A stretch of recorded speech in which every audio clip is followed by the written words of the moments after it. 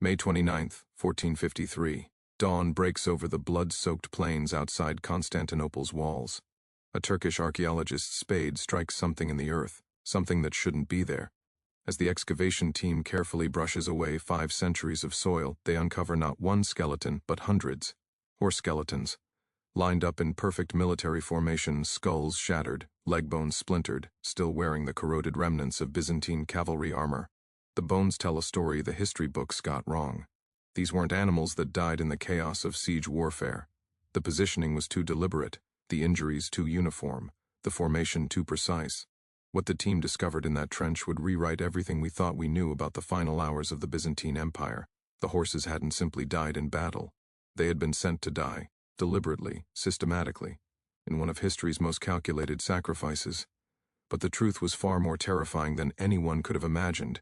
Before we uncover the truth about the fall of Constantinople war horses and the Byzantine cavalry's last charge into Ottoman cannons, make sure to subscribe to Fear Sermon and ring that notification bell.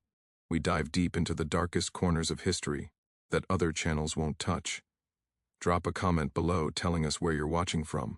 We love hearing from our community of mystery seekers around the world. Now let's step back into 1453, to the final days of an empire that was about to commit an act of desperate horror. The spring of 1453 found the once mighty Byzantine Empire reduced to a single city. Constantinople, the jewel of the Christian world for over 1,000 years, stood isolated, an island of Greek civilization surrounded by the rising tide of the Ottoman Empire. Emperor Constantine XI Palaiologos ruled over a capital that was simultaneously the most fortified city in the world and a dying ember of Rome's ancient glory. The city's population had dwindled to fewer than 50,000 souls, rattling around inside walls built to protect 500,000.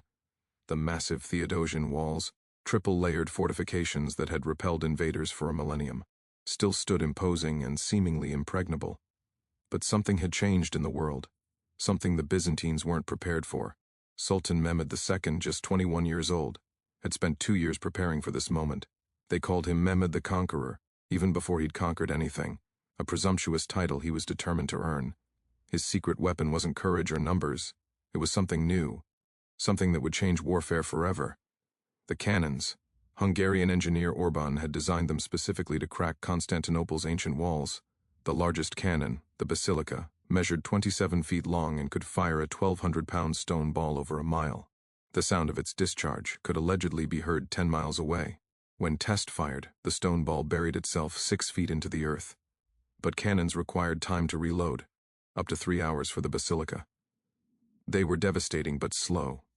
Mehmed needed something to occupy the defenders while his artillery crews worked. He needed targets. Disposable targets. That's where the horses came in. What the Byzantines didn't know, what they couldn't have known, was that Mehmed's battle strategy included a calculation so cold, so mathematically precise in its cruelty, that it would haunt historians for centuries. His supply officers had requisitioned exactly 2,000 horses more than his cavalry needed. The extra animals were listed in Ottoman logistics documents under a chilling designation, fodder beasts. Not war horses, fodder. Inside Constantinople, Emperor Constantine faced impossible mathematics. He had approximately 7,000 defenders against Mehmed's force of 80,000 to 200,000. Estimates varied, but the disparity was crushing. His own cavalry numbered fewer than 1,000 mounted men. The horses were among the empire's most valuable military assets, each animal representing months of training and substantial investment. The Byzantine cavalry tradition stretched back to the cataphracts of ancient Rome, heavily armored shock troops that had once dominated battlefields from Britain to Persia. These weren't mere transportation, these were weapons systems, each horse trained to bite, kick, and charge into enemy formations with their riders. But now, in the spring of 1453, both Constantine and Mehmed stared at their horses and saw something different. Constantine saw his last mobile reserve, his ability to respond to breaches in the walls. Mehmed saw ammunition. The siege began on April 6th. For 7 weeks, the basilica and its companion cannons hammered the Theodosian walls. For 7 weeks, Byzantine defenders frantically repaired the breaches each night, piling rubble and timber into the gaps. For 7 weeks, the horses waited. The first incident that should have warned the Byzantines occurred on April 18th, just 12 days into the siege. Ottoman cavalry executed what military historians initially recorded as a probing attack against the St. Romanus Gate. But Venetian merchant Niccolo Barbaro, trapped inside the city, recorded something peculiar in his diary that day. "The Turkish horsemen came at us with uncommon fury," he wrote, "but their animals seemed wrong. They charged with spirit but not with training. They bit their riders, they broke formation. These were not war horses, these were farm animals given armor." Barbaro's observation was dismissed as the confused reporting of a civilian who didn't understand cavalry tactics. But he'd noticed something crucial. Mehmed had begun testing his strategy. Those weren't elite cavalry mounts. They were the first of the fodder beasts, fitted with basic armor and sent to die testing Byzantine defenses. Of the 300 horses in that initial charge, 147 were killed by arrows and Greek fire. The riders, notably, were allowed to retreat. Ottoman archers provided covering fire for the men, not the horses. The animals were abandoned where they fell, their bodies left to rot in no man's land between the walls and the Turkish siege lines. The second incident came on May 7th, a full month into the siege. The Byzantines had been celebrating a minor victory. They'd successfully repelled an Ottoman assault on the Blachernae section of the wall. But that night, something strange happened. A Byzantine scout named Thomas Eparchos was conducting reconnaissance from the walls when he heard sounds from the Ottoman camp that didn't make sense. It was the sound of horses screaming, he reported to his commanders, not the screams of battle but of slaughter, systematic slaughter. For hours the screaming continued. Emperor Constantine sent scouts to investigate. What they reported back seemed impossible. The Ottomans were killing their own horses, not butchering them for meat. The carcasses were left intact. They were executing them, one by one, with precise blows to the skull, then dragging the bodies to massive pits behind their siege lines. The Byzantines couldn't understand it. Why would an army destroy its own mobility? Constantinople's military council debated the reports. Some thought it was a Turkish morale problem. Perhaps disease had spread through the Ottoman horse lines, forcing a cull. Others suspected psychological warfare, an attempt to demoralize the defenders with sounds of carnage. No one guessed the truth. Mehmed was testing killing methodologies. He was determining the most efficient way to execute a horse so that its armored body would fall in a specific position. He was conducting research. The third incident occurred on May 12th, just 17 days before the final assault. Ottoman forces launched a coordinated attack on 3 separate sections of the wall simultaneously. Again, Barbaro recorded the details. The Turkish cavalry charged with great numbers, perhaps 800 horse, but again, the animals seemed untrained. They bunched together rather than maintaining formation. They trampled each other in their confusion. It was less a military charge than a stampede of doomed beasts. Byzantine archers massacred them. Over 400 horses died in less than an hour. The riders retreated in good order, seemingly unconcerned about their losses. One detail haunted the defenders. The Ottoman cavalrymen removed their saddles before retreating, but left the armor on the dead horses. They were marking the fall patterns, learning exactly how an armored horse would collapse when killed at full gallop. A Genoese mercenary named Giovanni Giustiniani, the city's most experienced military commander, recognized something was wrong. He sent a report to Emperor Constantine that survived in the Genoese archives. The Turkish strategy makes no sense by conventional warfare standards. They sacrifice their cavalry as if testing our defenses, but they never commit infantry to exploit the engagement. They lose horses at an alarming rate but seem unconcerned. I fear we are missing something fundamental about their intentions. Giustiniani was right, but he'd gotten the direction wrong. The Ottomans weren't testing Byzantine defenses, they were testing their own offensive capabilities. They were calculating precisely how many horse corpses it would take to create a bridge over the defensive ditches, how many dead animals would provide cover for advancing infantry, how long it would take to fill a breach with flesh and bone. The fourth and most chilling incident came on May 26th, just 3 days before the final assault. Ottoman forces drove a herd of approximately 200 horses toward the walls with no riders at all. The animals had been fitted with minimal armor and set loose, driven forward by fires lit behind them and Turkish soldiers beating drums and firing guns to create panic. It was a grotesque rehearsal. The horses ran directly into the Byzantine defensive ditches, 30-foot-deep trenches filled with sharpened stakes. The animals died by the dozen, their bodies piling up, creating ramps of flesh. Ottoman observers watched from a distance, taking notes, measuring, calculating. One horse survived the run, somehow navigating through the carnage.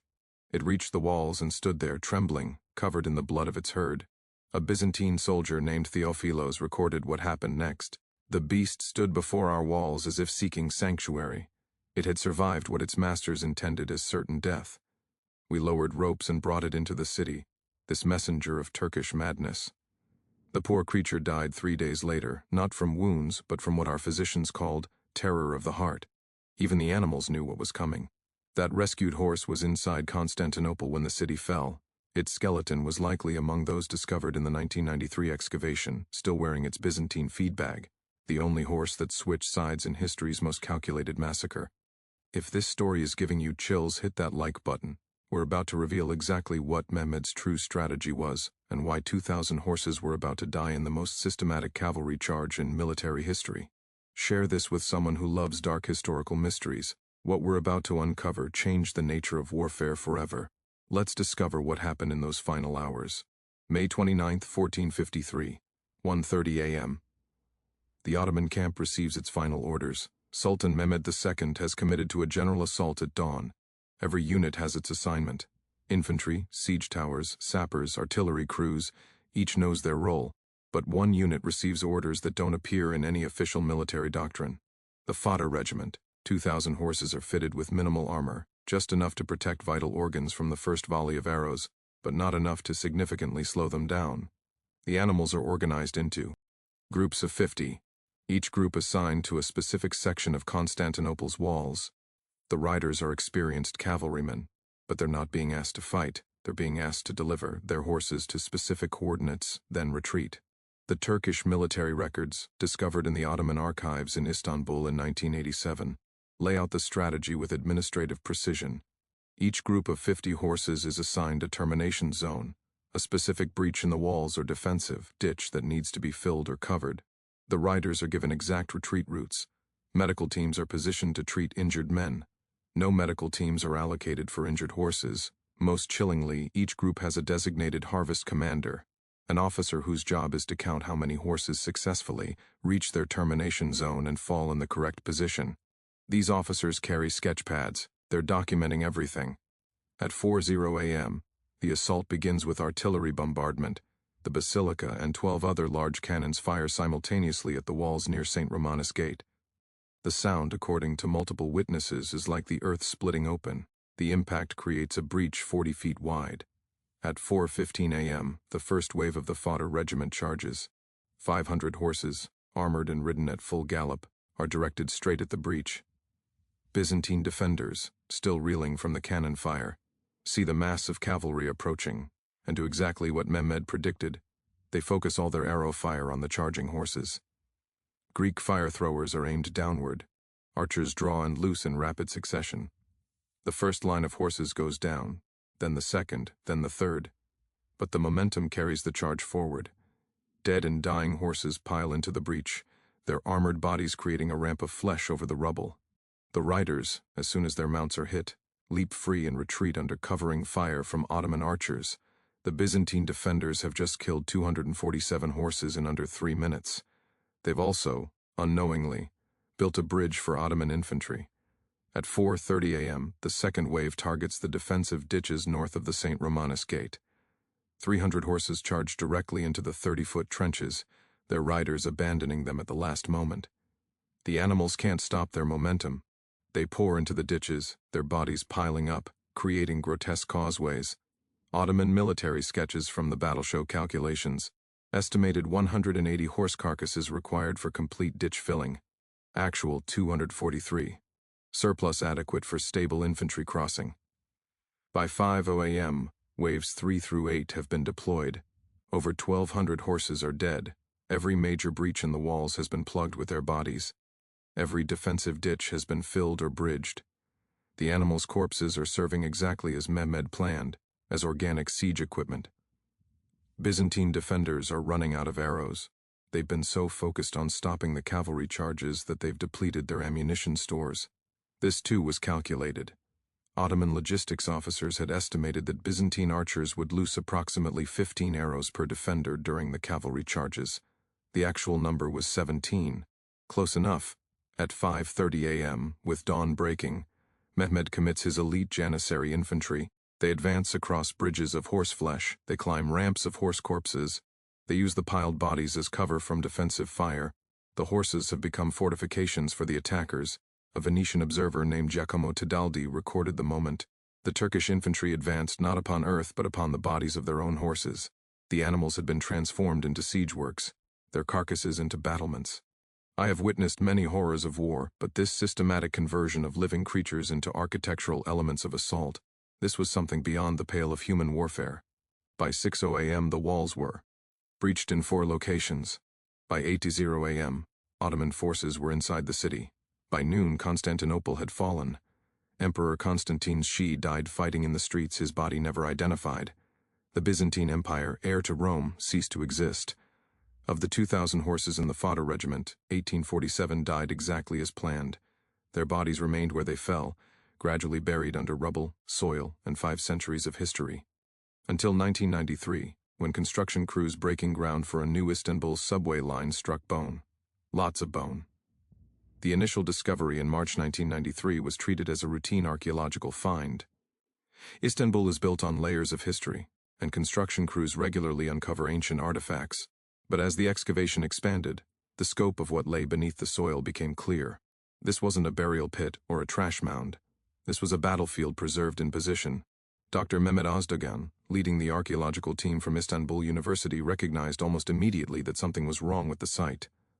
The horses were too organized, he reported in his initial assessment.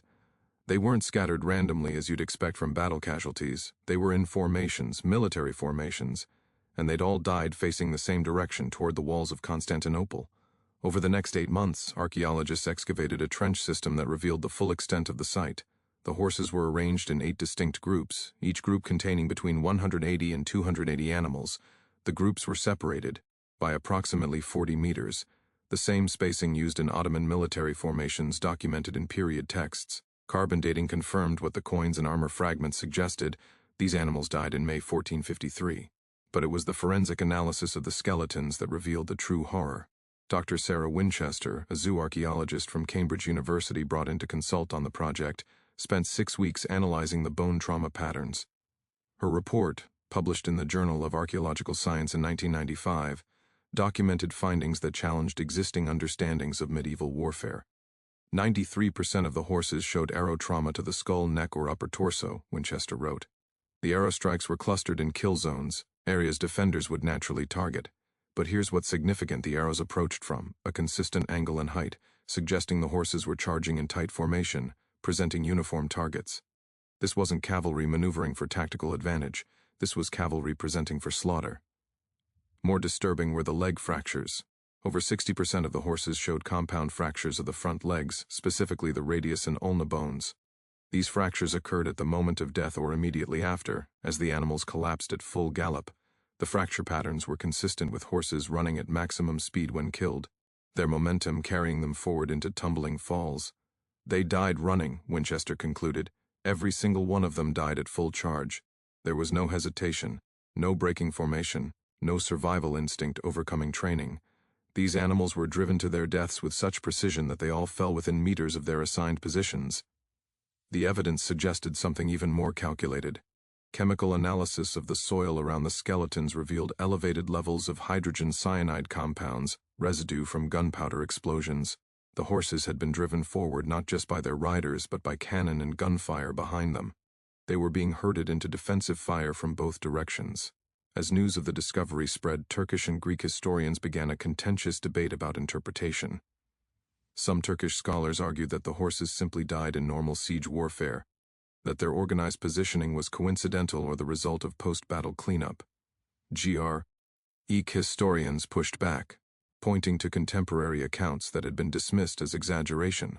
The archives at the Topkapi Palace Museum in Istanbul, when re-examined in light of the archaeological evidence, yielded documents that settled the debate. Ottoman military logistics records from April and May 1453 included detailed inventories of horses, categorized by use.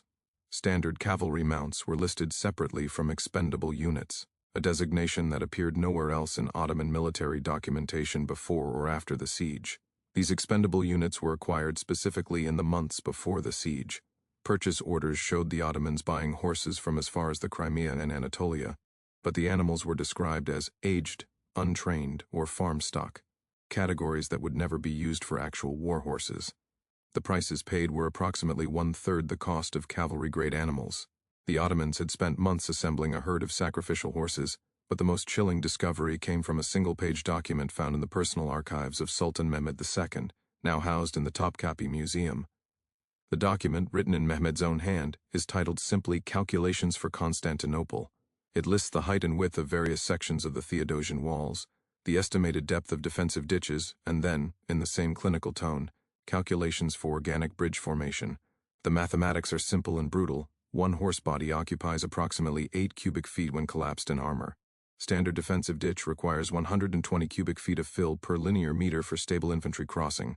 Required horses per meter, 15. Total ditch perimeter to be filled, 400 meters. Total horses required, 6,000. Available, 2,000. Conclusion, selective filling of tactical positions only. Mehmed hadn't planned to fill all the ditches. He'd calculated exactly which positions were critical and allocated horse deaths accordingly. The 2,000 fodder beasts weren't excessive. They were the minimum number needed for his strategy.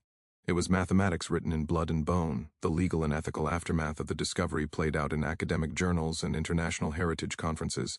Turkey officially recognized the site as a monument to the 1453 conquest, but made no mention of the specific methodology revealed by the archaeology. Greece attempted to have UNESCO designate the site as evidence of war crimes, but the motion failed.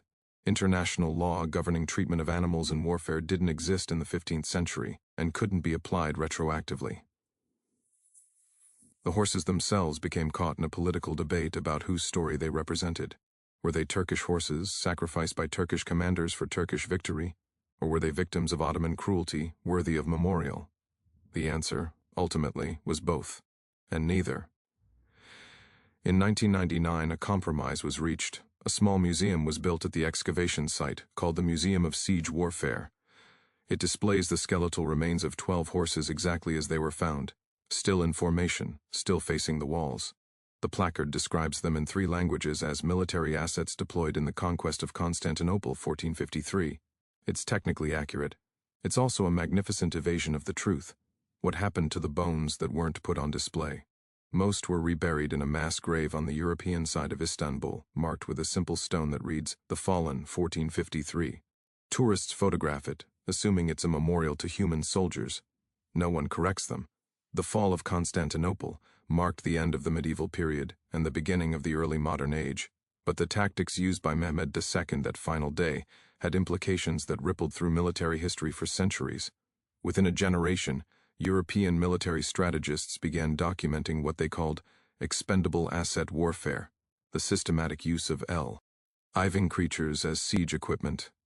The concept spread across battlefields from Vienna to the New World. During the Spanish conquest of Mexico, Hernán Cortés recorded using horses in a similar manner to create bridges across causeways, though on a much smaller scale. The precise mathematical calculation of acceptable losses became standard military planning. But the horses of Constantinople represented something more significant than just a tactical innovation. They marked the moment when warfare became truly industrial in its thinking. Mehmed didn't see 2,000 individual animals. He saw cubic feet of organic material with specific load-bearing properties. He saw ammunition with legs. This cognitive shift, from living beings to units of measurement, would define modern warfare. The same mathematical precision Mehmed applied to horses would later be applied to human soldiers. By World War I, generals routinely calculated acceptable casualty rates for advancing across machine gun fire. The methodology was identical: determine the objective, calculate the required sacrifice, execute the plan. Military ethicists point to the 1453 horse charges as the first documented case of what they now call actuarial warfare, combat strategy based on statistical analysis of acceptable losses. Dr. James Morrison, professor of military history at West Point, argues in his 2008 book The Arithmetic of Battle that Mehmed's innovation was more significant than gunpowder or cannons. He proved that war could be reduced to mathematics, Morrison writes. Every conflict since has been, at its core, a calculus of death. The psychological impact on the soldiers who executed the horse charges has been largely ignored by history, but scattered records suggest lasting trauma. A letter from an Ottoman cavalry officer named Hassan al-Ulami, written 20 years after conquest, survived in family archives. I still dream of that morning. The horses knew. As we rode them toward the walls, they fought us. They tried to turn, they screamed. We forced them forward anyway. When I pray, I ask forgiveness for many things I did in war, but the horses haunt me most. We betrayed creatures that trusted us. The siege also changed how societies viewed the relationship between humans and animals in warfare. Prior to Constantinople, military horses were considered partners, warriors in their own right, worthy of honor and care. Ottoman military tradition included elaborate funeral rites for horses killed in battle. After 1453, this tradition quietly disappeared. Animals became equipment in official military vocabulary. This linguistic shift appears across European languages in the decades following Constantinople's fall. In French, chevaux de guerre, horses of war, became matériel de cavalerie, cavalry material. In German, Kriegspferd, war horse, was increasingly replaced by Reitzug, riding equipment. The animals were being erased from the category of beings worthy of moral consideration. The most direct descendant of Mehmed's strategy appeared in World War I, when British and French military planners calculated that each mile gained on the Western Front would cost a specific number of soldiers. The Battle of the Somme, which gained just 7 miles at the cost of over 1 million casualties, was justified by commanders using the same logic Mehmed had applied to his horses. The objective required the sacrifice, therefore the sacrifice was acceptable. The site of the horse discovery in Istanbul became contested ground for animal rights activists in the early 2000s. Several organizations attempted to erect a memorial specifically to the horses, separate from the Museum of Siege Warfare. The Turkish government denied permits, arguing that memorializing the animals separately would be historically misleading and might imply criticism of Mehmed's tactics. In 2015, a group of international veterinarians and historians established the Constantinople Remembrance, informal organization dedicated to researching and documenting the use of animals in pre-modern warfare. Their findings revealed that the 1453 horse charges weren't entirely unprecedented. Similar tactics had been used in smaller scales in Chinese and Mongol warfare, but never with the same industrial precision, never with such detailed planning and mathematical justification. What makes the Constantinople horses unique in military history isn't that animals were sacrificed in war. That's as old as domestication itself. What makes them significant is that their sacrifice was optimized, calculated, made efficient. They were the first victims of algorithmic warfare centuries before computers existed. Today, military ethicists still study the 1453 siege when teaching about the laws of armed conflict. Not because the laws would have applied then, they didn't exist yet, but because the horses represent a fundamental question that still haunts modern warfare. At what point does rational military planning become rationalized atrocity? When does strategy become horror? Mehmed's tactics worked. Constantinople fell. The Byzantine Empire ended. The Ottomans became a world power for the next 4 centuries. By conventional military assessment, the sacrifice of 2,000 horses to conquer the most strategically important city in the Mediterranean was a bargain, a triumph of planning and execution. But somewhere in the soil of Istanbul, arranged in perfect military formation, 1,900 skeletons of horses still faced the walls they died charging toward, still frozen in the moment when efficiency met cruelty and called it victory. They remain the forgotten casualties of the most calculated charge in military history. What do you think drove Sultan Mehmed II to develop such a calculated strategy? Was he a military genius who understood that war demands hard choices? Or did something fundamental change in human nature when we learn to view living beings as mathematical variables? Leave your theories in the comments below. And if you know of any other examples from history where the line between military necessity and calculated cruelty became blurred, share those stories with our community. This is the kind of hidden history we uncover here at Fear Sermon, the stories that show us uncomfortable truths about what humans are capable of when we convince ourselves the ends justify the means. Subscribe so you don't miss our next deep dive into the dark corners of the past. The horses of Constantinople didn't choose to be there. They didn't choose to charge. They were betrayed by the creatures they'd been bred to serve. Remember them. See you in the next video.